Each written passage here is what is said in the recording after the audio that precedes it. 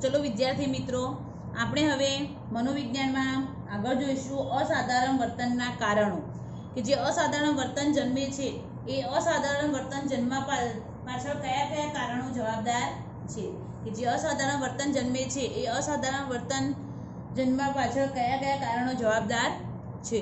તો આપણે 3 કારણો વિશે અભ્યાસ કરવાનો છે। સૌપ્રથમ છે જૈવિક કારણ, બીજું છે મનોસામાજિક કારણ અને ત્રીજું સામાજિક સાંસ્કૃતિક કારણ। જૈવિક કારણ, મનોસામાજિક કારણ અને સામાજિક સાંસ્કૃતિક કારણો, આ 3 કારણો વિશે આપણે અહીં અભ્યાસ કરવાનો છે। તો સૌપ્રથમ જોઈએ જૈવિક કારણો। સૌપ્રથમ જૈવિક કારણો, તો અસાધારણ વર્તન માટે ચેતા પ્રવાહ, 2 ચેતાકોષો વચ્ચે રહેલી જગ્યા, અંતઃસ્રાવી ગ્રંથિઓની અસમતુલા, ખામીયુક્ત જનીન તત્વો, શારીરિક બાંધો, શારીરિક તંદુરસ્તીનો અભાવ વગેરે જૈવિક કારણો જવાબદાર છે। કે કોઈ પણ વ્યક્તિનું વર્તન અસાધારણ છે તો એ અસાધારણ વર્તન માટે શું શું જવાબદાર છે? તો ચેતા પ્રવાહ, આપણા શરીરમાં જે ચેતા પ્રવાહનું વહન થાય છે ચેતા પ્રવાહ, પછી 2 ચેતાકોષો વચ્ચે રહેલી જગ્યા, પછી અંતઃસ્રાવી ગ્રંથિઓની અસમતુલા કે અંતઃસ્રાવી ગ્રંથિઓની અસમતુલા હોય, સમતુલા જળવાતી ના હોય તો પણ અસાધારણ વર્તન ઊભું થાય છે। પછી ખામીયુક્ત જનીન તત્વો, શરીરનો શારીરિક બાંધો, શારીરિક તંદુરસ્તીનો અભાવ કે વ્યક્તિની અંદર શારીરિક તંદુરસ્તી ન હોય, શારીરિક તંદુરસ્તીનો અભાવ હોય, એ પણ જૈવિક કારણો બધું જવાબદાર છે અસાધારણ વર્તન થવા પાછળ। ચેતાતંત્ર જે કોષોનું બનેલું છે તેને ચેતાકોષ કહે છે। ચેતાકોષ કોને કહેવાય? તો કે ચેતાતંત્ર જે કોષોનું બનેલું હોય છે એને શું કહેવાય છે? ચેતાકોષ કહેવાય છે। ચેતાકોષ દ્વારા ચેતા પ્રવાહ જ્ઞાનેન્દ્રિયોથી મગજ સુધી અને મગજના આદેશો કારક અવયવો સુધી પહોંચે છે। ચેતાકોષ દ્વારા જે ચેતા પ્રવાહ છે એ જ્ઞાનેન્દ્રિયોથી મગજ સુધી અને મગજના આદેશો એ કારક અવયવો સુધી પહોંચતા હોય છે। એક ચેતાકોષમાંથી સંદેશો ચેતા પ્રવાહ દ્વારા બીજા ચેતાકોષમાં જાય કે એક ચેતાકોષમાંથી સંદેશો મળે, એ સંદેશો જે ચેતા પ્રવાહનું વહન થાય છે એ ચેતા પ્રવાહનું વહન દ્વારા બીજા ચેતાકોષમાં જાય છે। એક ચેતાકોષ અને બીજો ચેતાકોષ પરસ્પર સળંગ જોડાયેલા હોતા નથી, તે બંને વચ્ચે રહેલી જગ્યાને ચેતાગમ કહે છે। એક ચેતાકોષ અને બીજો ચેતાકોષ જે છે એ પરસ્પર સળંગ જોડાયેલા હોતા નથી, અલગ અલગ હોય છે। એક ચેતાકોષ અને બીજો ચેતાકોષ એ પરસ્પર સળંગ જોડાયેલા હોતા નથી, બંને વચ્ચે શું હોય છે? જગ્યા રહેલી છે। અને બંને વચ્ચે જે જગ્યા રહેલી છે એ જગ્યાને શું કહે છે? ચેતાગમ કહે છે। બંને વચ્ચે જે જગ્યા રહેલી છે એ બંને વચ્ચે રહેલી જગ્યાને ચેતાગમ કહે છે।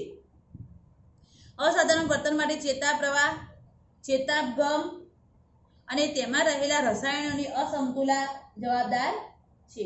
કોઈ પણ વ્યક્તિનું વર્તન અસાધારણ છે, એબનોર્મલ વર્તન છે, તો એના માટે ચેતા પ્રવાહ જવાબદાર છે, પછી ચેતાગમ જવાબદાર છે, અને એમાં રહેલા જે રસાયણો છે એ રસાયણોની અસમતુલા પણ જવાબદાર છે કે એના કારણે વ્યક્તિનું વર્તન અસાધારણ જોવા મળતું હોય છે। સામાન્ય રીતે એક ચેતાકોષમાંથી ચેતા પ્રવાહ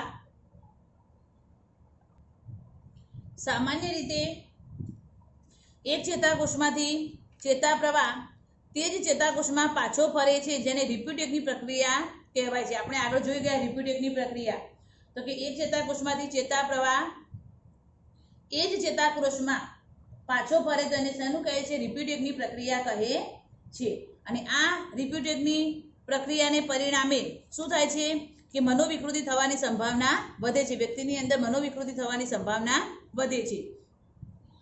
ખિન્નતા વિરોધી દવાઓ જેવી કે પ્રોજ સી દ્વારા આ પ્રક્રિયાને મંદ કરવામાં આવે છે। ખિન્નતા વિરોધી જે દવાઓ છે એ દવાઓમાં કઈ દવાનો ઉપયોગ થાય છે? તો પ્રોજ સી જે દવા છે એ દવા દ્વારા આ ખિન્નતા વિરોધી દવાઓનો ઉપયોગ કરી અને એને થોડી મંદ કરવામાં આવે છે। ચેતાગમમાં ડોપામાઇન, નોરએપિનેફ્રિન, સિરોટીન, ગાબા જેવા જૈવ રસાયણો રહેલા હોય છે, તેની અસમતુલાથી અસાધારણ વર્તન જન્મે છે। જે ચેતાગમ છે એમાં ડોપામાઇન, નોરએપિનેફ્રાઇન, ગાબા એવા બધા જૈવ રસાયણો આપણા શરીરમાં હોય છે, અને આવા બધા જે જૈવ રસાયણોની અસમતુલા થાય એનાથી પણ અસાધારણ વર્તન જન્મતું હોય છે। અંતઃસ્રાવી ગ્રંથિની અસમતુલાથી વર્તન વિકૃતિઓ, મનોદુર્બળતા અને મનોદૈહિક રોગો માટે જવાબદાર છે। કે અંતઃસ્રાવી ગ્રંથિઓની અસમતુલા હોય, અંતઃસ્રાવી ગ્રંથિઓમાંથી બરાબર સ્ત્રાવ ના જરતા હોય, એની અસમતુલા હોય તો એનાથી પણ વ્યક્તિની અંદર વર્તન વિકૃતિઓ ઊભી થાય છે. મનોદુર્બળતા, મનોદૈહિક રોગો એવું ઊભું થતું હોય છે. કર્ણ ગ્રંથિમાંથી થાઇરોક્સિનની ઉણપને કારણે કોર્ટિનિઝમ નામની મનોદુર્બળતા જન્મે છે. કે આપણી કર્ણ ગ્રંથિમાંથી કયો સ્રાવ જરે છે? થાઇરોક્સિન સ્રાવ જરે છે. અને એ થાઇરોક્સિન સ્રાવની જો ઉણપ હોય, બરાબર જરતો ન હોય, તો કેટિનિઝમ નામની જે મનોદુર્બળતા છે એ જન્મે છે. સ્વાદુપિંડ ગ્રંથિની અનિયમિતતા ડાયાબિટીસ જેવા રોગોને જન્મ આપે છે. કે સ્વાદુપિંડમાં બરાબર ઇન્સ્યુલિન ઉત્પન્ન ના થાય તો એના કારણે સ્વાદુપિંડમાં જે અનિયમિતતા સર્જાય તો એના કારણે ડાયાબિટીસ જેવા રોગો થતા હોય છે. જનીન તત્વો શારીરિક અને માનસિક લક્ષણોના વારસાનું વહન કરે છે. કે આપણા જે જનીન તત્વો આપણને મળેલા છે વારસામાં, એ આપણા શારીરિક લક્ષણો અને આપણા માનસિક લક્ષણો એનું વહન કરે છે.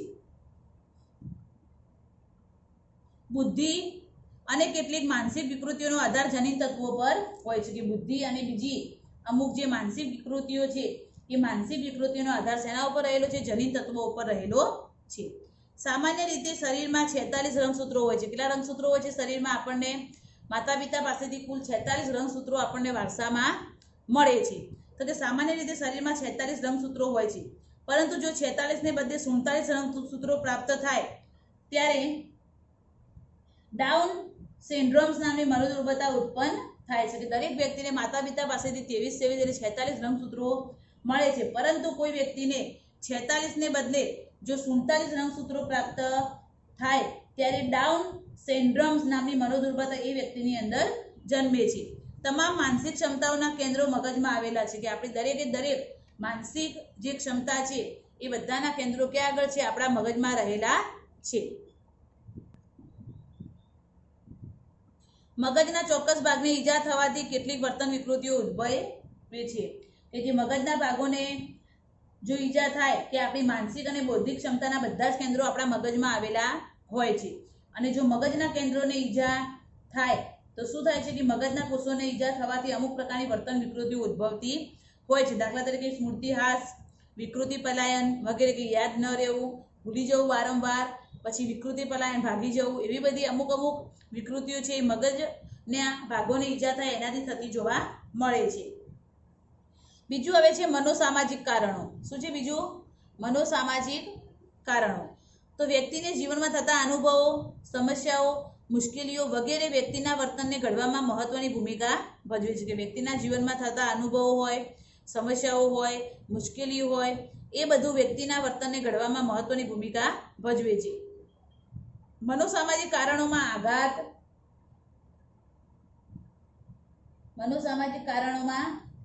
આઘાત, લગ્ન જીવનમાં કંકાસ, માતા પિતાની અયોગ્ય વર્તણૂક વગેરેનો સમાવેશ થાય છે. કે આ બધા મનોસામાજિક કારણો છે કે જેનાથી પણ વ્યક્તિનું વર્તન અસાધારણ થાય છે. કે આઘાત કોઈ લાગ્યો હોય, લગ્ન જીવનમાં સતત કંકાસ રહેતી હોય, માતા પિતાનું અયોગ્ય વર્તન હોય, એ બધાનો સમાવેશ પણ થાય છે. માતા પિતા બાળકોની જરૂરિયાતોને સંતોષીને તેમને સલામતી અને પ્રેમ પૂરો પાડે છે, પરંતુ જો માતા પિતા આમ કરવા માટે અસમર્થ બને ત્યારે બાળકમાં અસાધારણ વર્તનની શરૂઆત થાય છે. કે દરેક માતા પિતા પોતાના બાળકની બધી જ જરૂરિયાતો સંતોષે છે, બધી જ એમને જરૂરિયાતો સંતોષી એમને સલામતી અને સારો પ્રેમ આપે છે, પરંતુ જો માતા પિતા આવું ના કરે, બાળકને પ્રેમ ના આપે, બાળકની બધી જ જરૂરિયાતો સંતોષે નહીં, ત્યારે બાળકની અંદર અસાધારણ વર્તન જન્મવાની શક્યતા વધી જાય છે. માતા પિતાથી વંચિતતા અનુભવી બાળકોમાં અસાધારણ વર્તનનું પ્રમાણ વધુ હોય છે. કે જે બાળકોને માતા પિતાનો પ્રેમ નથી મળ્યો, જે બાળકો માતા પિતા પાસે નથી રહેતા, માતા પિતાના પ્રેમથી વંચિત છે, એવા બાળકોમાં આવું અસાધારણ વર્તનનું પ્રમાણ કેવું હોય છે? વધારે હોય છે. બાળપણમાં જાતીય શોષણનો ભોગ બનેલા બાળકોમાં પણ અસાધારણ વર્તન વધુ જોવા મળે છે. કે જે બાળકો નાનપણમાં જાતીય શોષણનો ભોગ બન્યા છે, એવા બાળકોમાં પણ મોટા થાય ત્યારે એમની અંદર અસાધારણ વર્તન વધારે પ્રમાણમાં જોવા મળતું હોય છે. કુટુંબ એ સામાજિકરણનો પાયો છે. કે દરેક વ્યક્તિનો વિકાસ, દરેક વ્યક્તિનું સામાજિકરણ સૌ પ્રથમ ક્યાં આગળ થાય છે? કુટુંબમાં થાય છે. તો જે કુટુંબ છે એ સામાજિકરણનો પાયો છે. અન્ય વ્યક્તિઓ સાથેની આંતરક્રિયાની શરૂઆત ઘરમાંથી થાય છે. કે બીજા વ્યક્તિ સાથે કઈ રીતે આંતરક્રિયા કરવી, કઈ રીતે વાતચીત કરવી, કેવું વર્તન કરવું, એ બધું આપણને ઘરમાંથી શીખવા મળે છે. જો માતા પિતા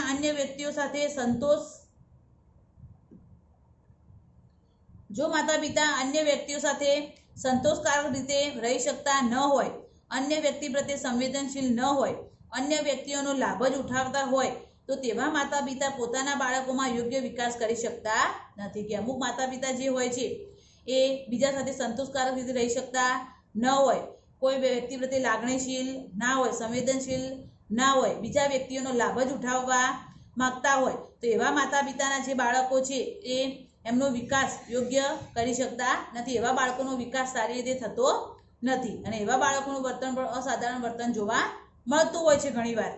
આમ વ્યક્તિની અસાધારણતાનો આધાર માતા પિતા, કુટુંબ, ભાઈ ભાંડુ, મિત્રો, રહેઠાણ વગેરે છે. અને આમ વ્યક્તિનું જે વર્તન અસાધારણ છે કે સાધારણ વર્તન છે એનો આધાર માતા પિતા ઉપર, કુટુંબ, એના ભાઈ ભાંડુ, એના મિત્રો એના ઉપર રહેલો છે કે એને જે વાતાવરણ મળે છે, એના માતા પિતા, કુટુંબ એ બધા ઉપર એનો આધાર રહેલો છે. આગળ ત્રીજું છે સામાજિક સાંસ્કૃતિક કારણો. તો સામાજિક સાંસ્કૃતિક પરિબળો પણ વર્તન ઉપર અસર કરે છે.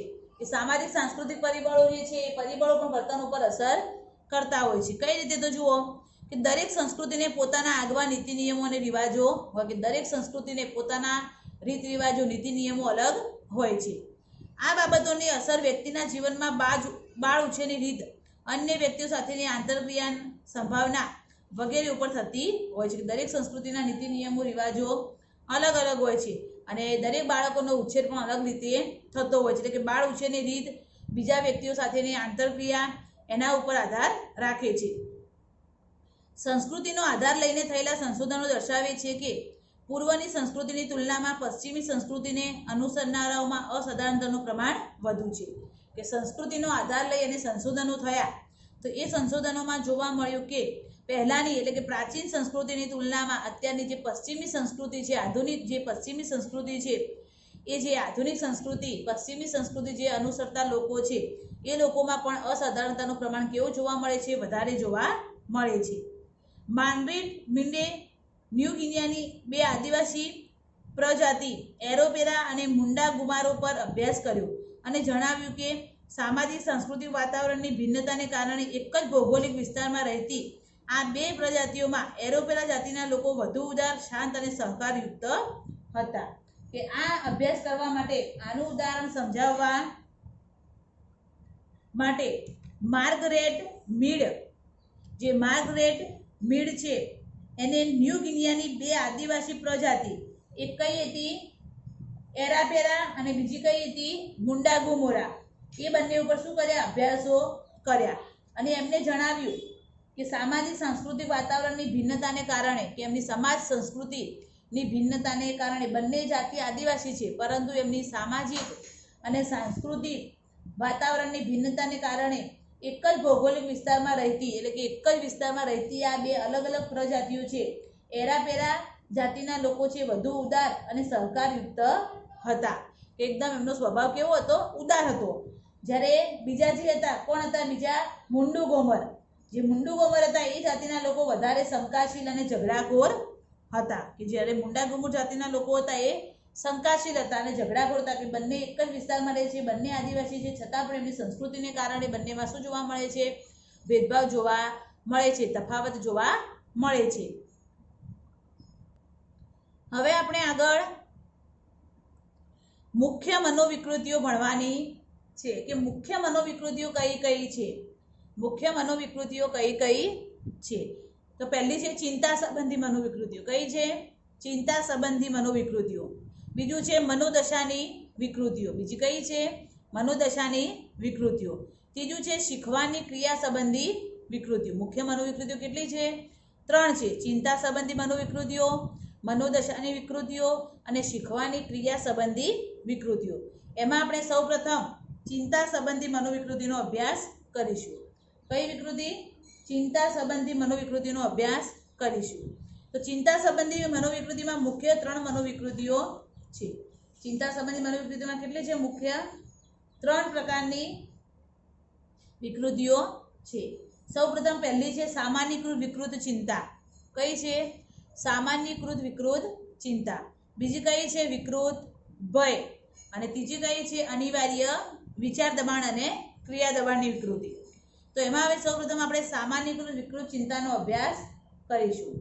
તો સામાન્યકૃત વિકૃત ચિંતાને જીએડી તરીકે ઓળખવામાં આવે છે. જનરલ એક્સેસરી ડિસઓર્ડર એટલે જીએડી તરીકે ઓળખવામાં આવે છે. આને મુક્ત રીતે તરતી ચિંતા તરીકે પણ ઓળખવામાં આવે છે. પરીક્ષામાં ઘણીવાર પ્રશ્ન 1 માર્ક્સમાં પૂછાય છે કે સામાન્યકૃત વિકૃત ચિંતાને બીજા કયા નામથી ઓળખવામાં આવે છે. તો સામાન્યકૃત વિકૃત ચિંતાને બીજી કયા રીતે? તો મુક્ત રીતે તર્યા કરતી ચિંતા, મુક્ત રીતે તરતી ચિંતા, મુક્ત રીતે તર્યા કરતી ચિંતાના નામે ઓળખવામાં આવે છે. યુએસ ના જનસમુદાયમાં આનું પ્રમાણ 3.1% જેટલું છે. કે યુએસ ના જનસમુદાયમાં આ સામાન્ય વિકૃત ચિંતાનો અભ્યાસ કરવામાં આવે એનું પ્રમાણ કેટલું હતું? 3.1% જેટલું હતું. પુરુષોની સરખામણીમાં સ્ત્રીઓમાં આ વિકૃતિનું પ્રમાણ વધુ જોવા મળે છે. કે પુરુષો કરતા સ્ત્રીઓમાં આ સામાન્ય વિકૃત ચિંતાનું પ્રમાણ કેવું હોય છે? વધુ હોય છે. પુરુષો કરતા સ્ત્રીઓમાં આ પ્રમાણ થોડું વધારે જોવા મળે છે. હવે એના લક્ષણો કે DSM-5 જે આપણે આગળ ભણ્યા એ DSM-5માં આ સામાન્ય વિકૃત ચિંતાના કેટલાક લક્ષણો બતાવ્યા છે. પરીક્ષામાં 2 માર્ક્સમાં ઘણીવાર પૂછાય છે કે સામાન્યકૃત વિકૃત ચિંતાના લક્ષણો જણાવો. સામાન્યકૃત વિકૃત ચિંતાના લક્ષણો કયા કયા છે? સામાન્યકૃત વિકૃત ચિંતાના લક્ષણો જણાવો. તો પહેલું લક્ષણ છે કે કોઈ પણ ચિંતા સતત 6 મહિના સુધી રહેવી. પહેલું લક્ષણ શું છે?